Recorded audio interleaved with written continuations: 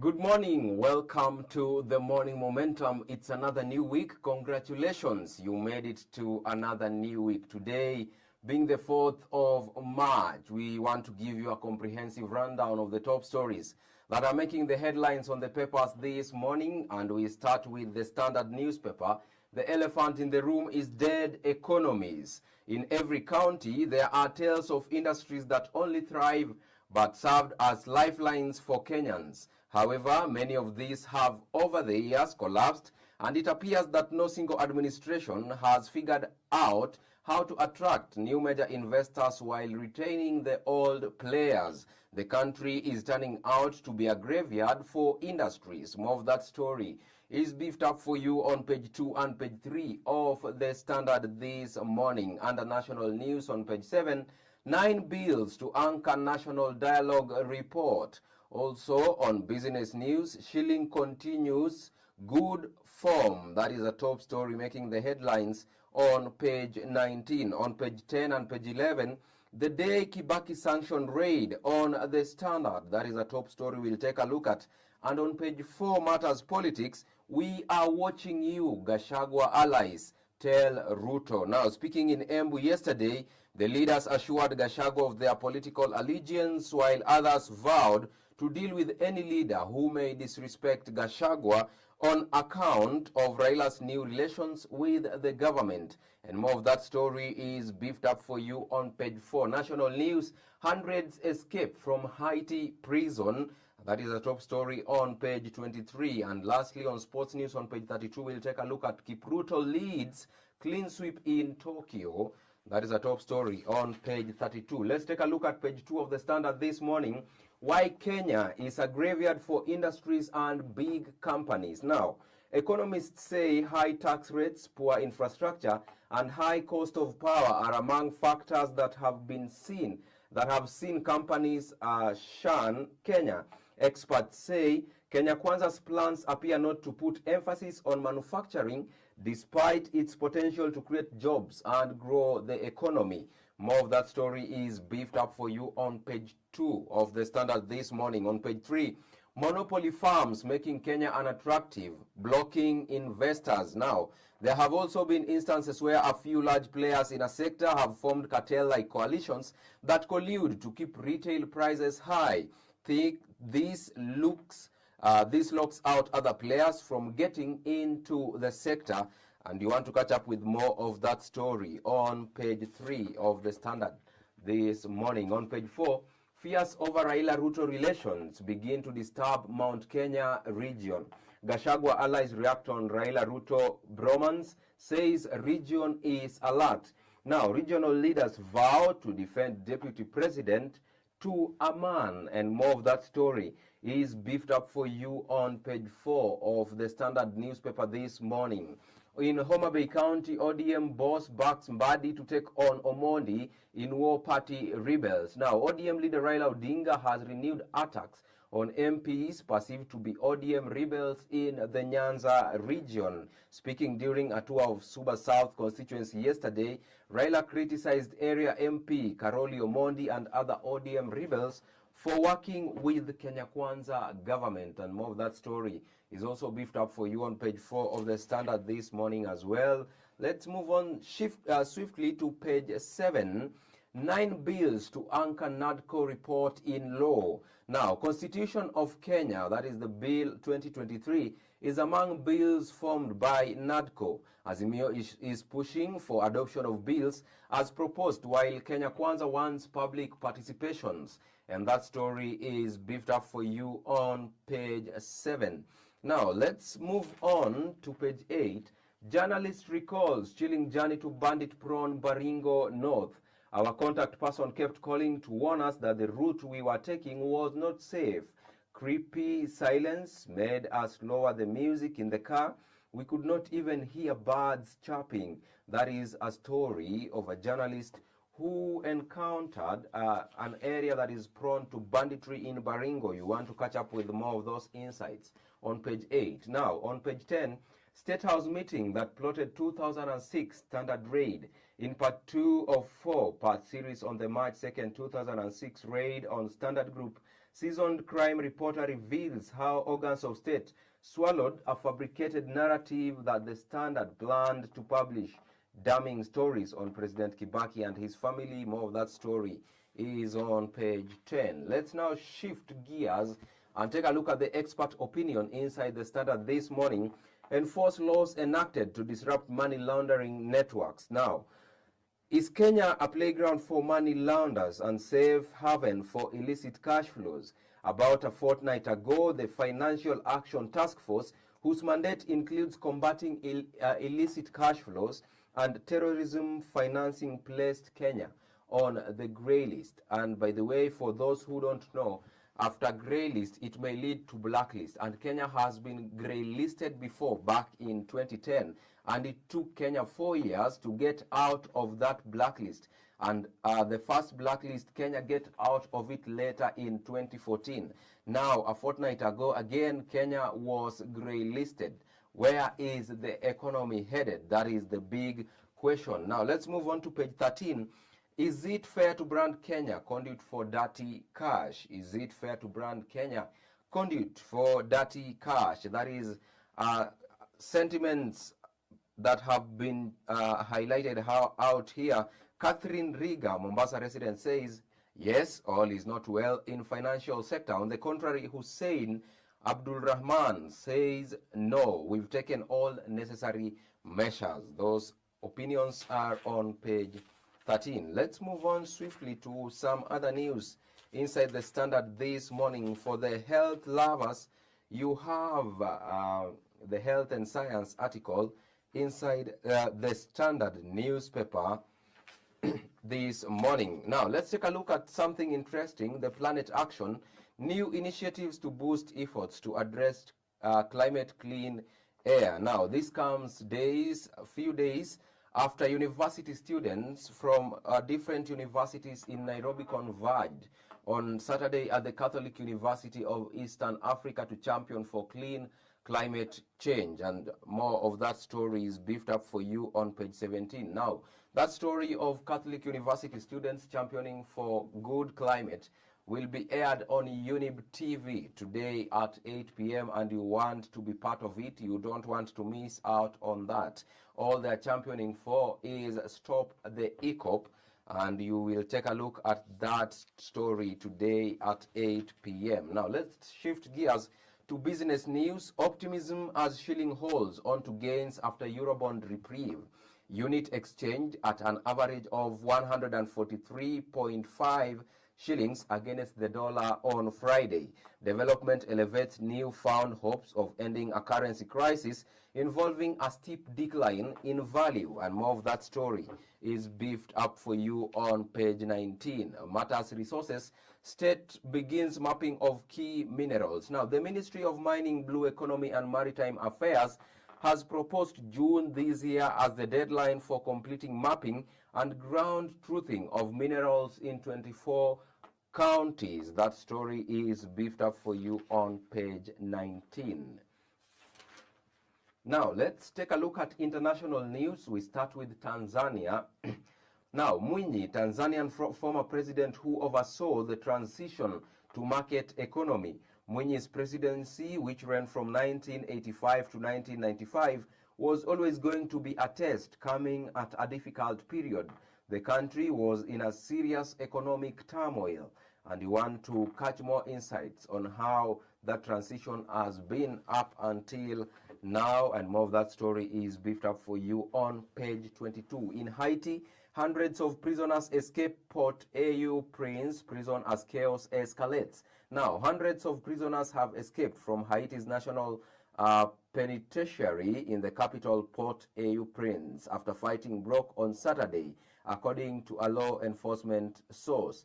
In a post on X, one of Haiti's police unions pleaded for all officers in the capital with access to cars and weapons to assist police battling to maintain control of the penitentiary, and warned that if the attackers were successful, they were done. That story is on page 23. In United States, Trump moves closer to GOP nomination with stirring of wins. Donald Trump won a string of Republican presidential contests on Saturday, edging closer to becoming the party's candidate in November's election as he attacked his likely opponent Joe Biden. That story is beefed up for you on page 23. Let's shift gears and take a look at sports news inside the Standard this morning.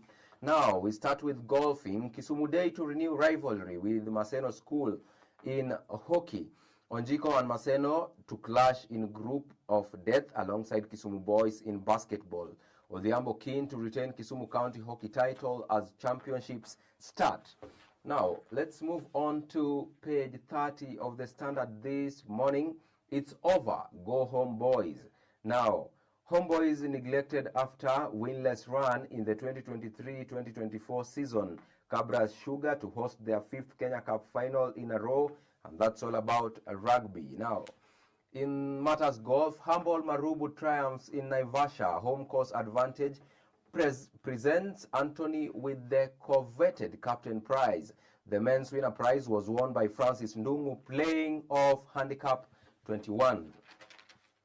And on the cover page of the Standard this morning, Olympic warning shots fired as Kipruto leads podium sweep in Tokyo.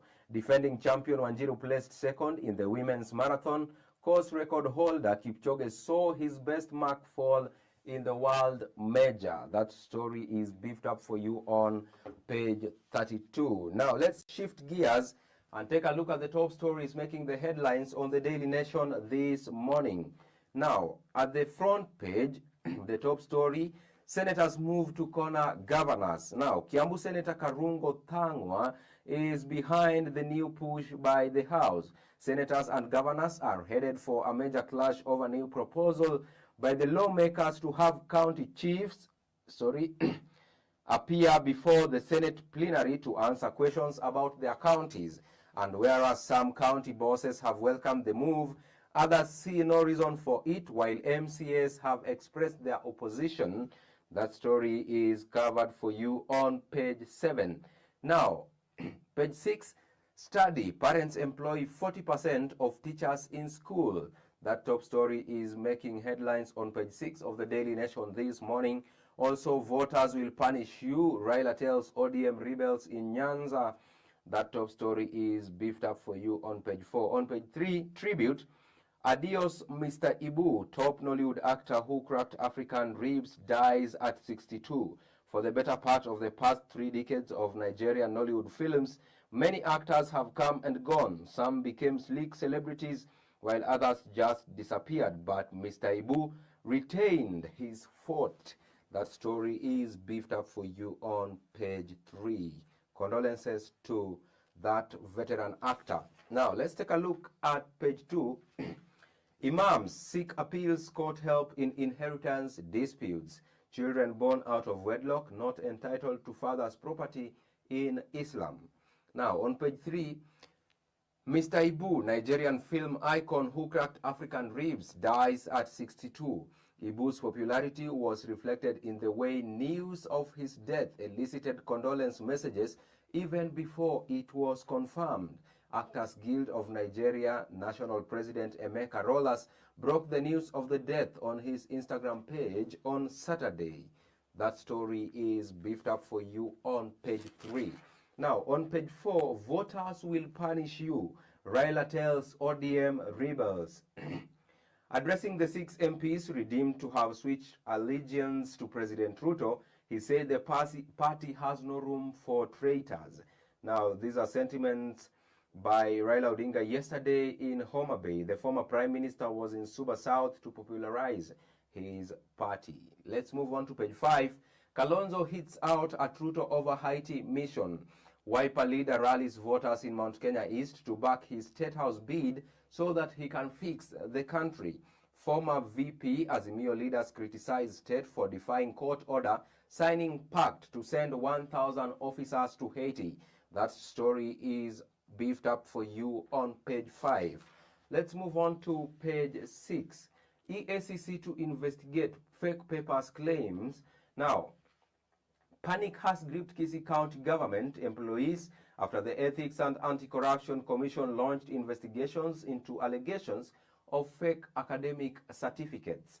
EACC officials from the South Nyanza Region Office have summoned 143 employees targeted for investigations for allegedly presenting suspected fake academic credentials to secure employment. More of that story is beefed up for you on page 6. On page 7, inside Senators' plan to corner county chiefs.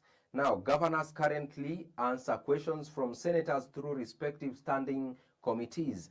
The lawmakers want governors to appear before plenary to answer questions about their devolved units. That story is beefed up for you on page 7. Sorry. On page 8, fight against HIV receives boost with 7 billion shillings funding. The 5-year funding, courtesy of USAID, will be channeled through KEMRI. Scientists draw on lessons learned from the previous 7 attempts to develop a HIV vaccine. That story is beefed up for you on page 8. Now, on page 9, celebrating International Women's Day. That story is beefed up for you on page 9. And now, in line with this, Younib Media House is offering you an opportunity to wish any woman who has played an instrumental role in your life. Wish them International Women's Day. Send your wishes via our SMS line 0719144144, and we'll be airing them on our television for them to receive those messages. You can do a short video of 30 seconds, or you can send an SMS and we will display them right here on the screen. Now, let's move on to page 10. Kenyans might pay 228 billion shillings in botched railway contract. AG Muturi leads team representing Kenya at the Permanent Court of Arbitration in London. KVR sued for reneging on a deal to manage over 100-year-old railway linking Kenya and Uganda. In numbers, 25 years that the contract to construct and manage the railway was to last. The High Court ordered Kenya Railway to terminate it in 2017. Moving on swiftly now to expert opinion. Enhance capacity to ease waste crisis in urban areas. One of the biggest challenges in the country's rapid urbanization is waste management, without which the urban dwellers face grave health risks. With the impressive economic growth and expansion of urban centers, there is increased waste generation. That story is beefed up for you on page 13. Let's move on to page 14 now. The letter of the day that takes us back to today in history. Emulate Nyeri on illicit liquor crackdown. That story is beefed up for you on page 14. Now, let's shift gears and take a look at county news. Now, we start with North Rift. Religious leaders raise the alarm over insecurity. Religious leaders have called on President William Ruto to intervene to end rising insecurity in North Rift region. The clerics from Baringo, Nakuru, Bomet, Kericho, Samburu, and Narok counties also want the government to take stern action against politicians sponsoring banditry attacks. Also, senators called for probe on withheld pension billions. MPs want the National Treasury to form a task force to probe unremitted contributions. In numbers, 82 billion shillings is the amount of money that the pension schemes claim county governments owe them. That story is beefed up for you on page 16. On page 17 of the Daily Nation this morning, state lays the groundwork to make Lamu Port profitable. Now, underutilized 310 billion shillings facility has barely been used since its launch in 2021. That story is beefed up for you on page 17 of the Daily Nation this morning. Now, let's take a look at international news. We start with Gaza. Now, truce talks loom as aid crisis, offensive rage on. Foreign governments resorted to airdrops to aid desperate civilians. Now, Israeli and Hamas delegations were expected to arrive in Cairo, Egypt yesterday. Now, also, briefly in Los Angeles, tens of thousands rally against U.S.-Palestine policy. Tens of thousands protesters gathered and marched in downtown Los Angeles on Saturday denouncing U.S.-Palestine policy, especially the Biden administration's consistent pro-Israel stance. Now, many of the protesters wore Palestinian khaki and distinct patterned black and white headdresses regarded as a symbol of Palestinian nationalism. That story is beefed up for you on page 18. Now, in Eden, concern as cargo ship sinks off Yemeni coast.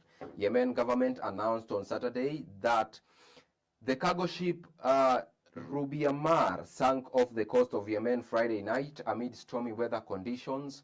You want to catch up with more of that story on page 18. Now, the DN2 article is also beefed up for you inside the Daily Nation this morning.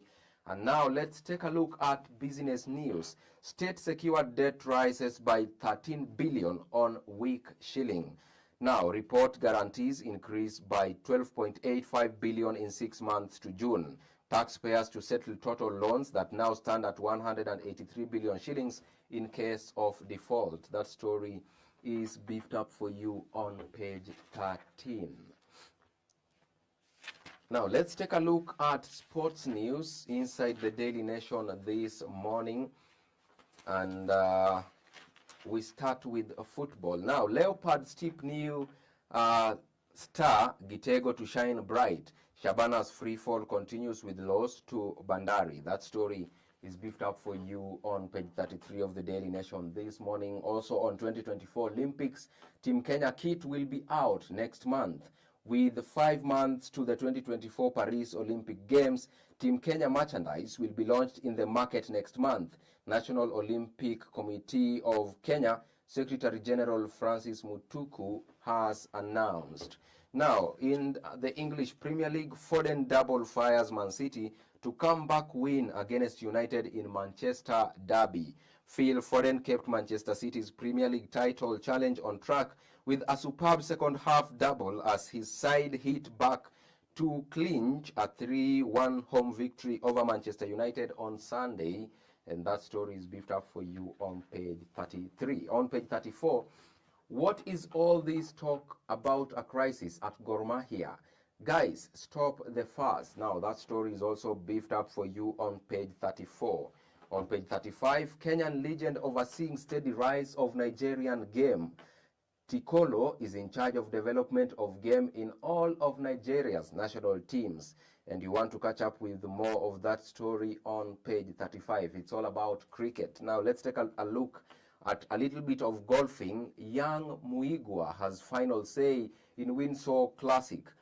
Is youngster Elvis Muigwa taking over the lead in Kenyan amateur golf from his clubmate and the mentor Michael Karanga? Well, yesterday Muigwa beat Karanga by 2 shots to claim the Windsor Classic, his third back-to-back title in the Kenya Amateur Golf Championship Series at Windsor Golf Hotel and Country Club. You want to catch up with more of that story on page 5 of the Daily Nation this morning. Lastly, at the cover page of the Daily Nation, Kipruto, newborn baby spurred me to Tokyo win.